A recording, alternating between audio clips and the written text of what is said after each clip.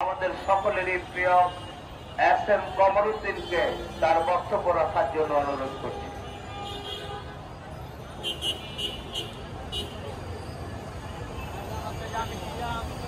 বিসমিল্লাহির রহমানির রহিম।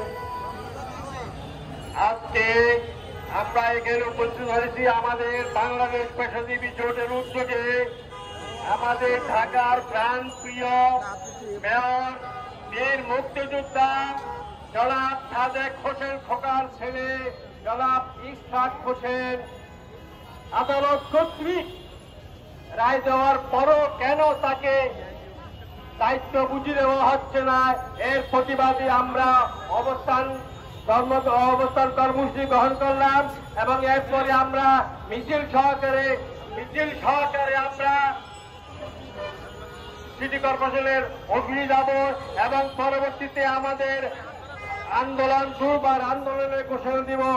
আজকে আমরা এখানে উপস্থিত হলাম, আমাদের এখানে আজকে আমাদের সভাপতি জনাব কলিম ভাই, আমাদের শাহিন ভাই সহ আমরা উপস্থিত আছি। আমরা দেখলাম আদালতের মাধ্যমে ঘোষণা দেওয়ার পর হোক কেন আসিফ মাহমুদ সজীব ভুঁইয়ারা এবং এরা ষড়যন্ত্রমূলক ভাবে আমাদের ইশফাক হোসেনকে দায়িত্ব বুঝিয়ে দিচ্ছে না, এর প্রতিবাদে আমরা তাদের কাছে ঘৃণা জানাই। আমরা ডক্টর ইউনূস সাহেবকে বলতে চাই, আপনি একজন সম্মানিত ব্যক্তি, আমাদের চট্টগ্রামের ডাক্তার সাদাত হোসেনকে রায় দেওয়ার সাথে সাথে উনি শপথ গ্রহণ করছে, কিন্তু আমাদের ইশফাক ভাই কি দোষ করলো? উনি ঢাকার কৃতি সন্তান, ঢাকার জন্য সাদেক হোসেন খোকার অনেক অবদান আছে। ইশফাক হোসেনকে যত দ্রুত পারেন আর তাকে নির্বাচিত ঘোষণা করে শপথ বাক্য করার ব্যবস্থা করেন।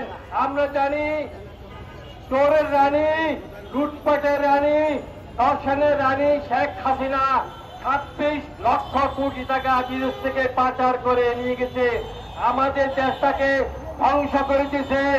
আমি আমাদের চট্টগ্রামে ডক্টর ইউনূস সাহেবকে বিনীতভাবে অনুরোধ করতে চাই, আপনি সারা পৃথিবীতে আপনার একটা সুনাম আছে, আপনি ইচ্ছা করলে হাসিনা যে সমস্ত ওর চামচারা টাকা লুটপাট করেছে ওই টাকা আপনি যত দ্রুত পারেন বিদেশ থেকে আমাদের দেশে এনে আমাদের দেশের কর্মসংস্থান করার চেষ্টা করেন।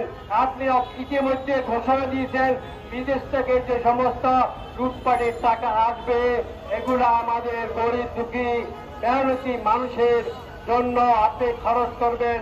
আপনাকে অনেক অনেক ধন্যবাদ।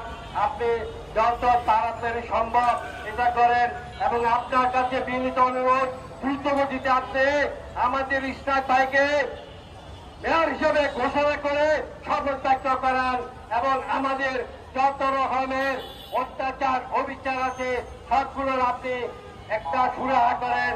আওয়ামী লীগের আমলে আমরা অনেক নির্যাতিত অত্যাচারিত হয়েছি, আমরা ঘরে থাকতে পারি নাই, আমাদের বিএনপির নেতা কর্মীরা আমরা মিটিং করেছি, আমরা প্রেস ক্লাব থেকে বাইরে হলে আমাদেরকে পুলিশ অ্যারেস্ট করছে। বাংলাদেশ পুলিশ বাহিনী সব সময় এই বিগত 15 বছর আওয়ামী লীগের ফেসিস্ট হিসাবে চলেছে। এখনো যারা আছে তারা তাদের ভিতরে বেশিরভাগে আওয়ামী লীগের লোকজন। একটু আগে এখানে মিছিল হয়েছিল একটা, ওই মিছিলের ভিতরেও আওয়ামী লীগের লোকজনকে খুঁজে পাওয়া গেল। আমরা বলতে চাই, আমরা সবাই আপনারা যতটুকু পারেন আমাদের ইশফাক ভাইকে সমর্থন করেন। আমরা এখান থেকে মিটিং এর পরে আমরা দক্ষিণ সিটি কর্পোরেশনে যাব, তারপরে আমাদের পরবর্তী আন্দোলন ঘোষণা করবো। আসসালামু আলাইকুম।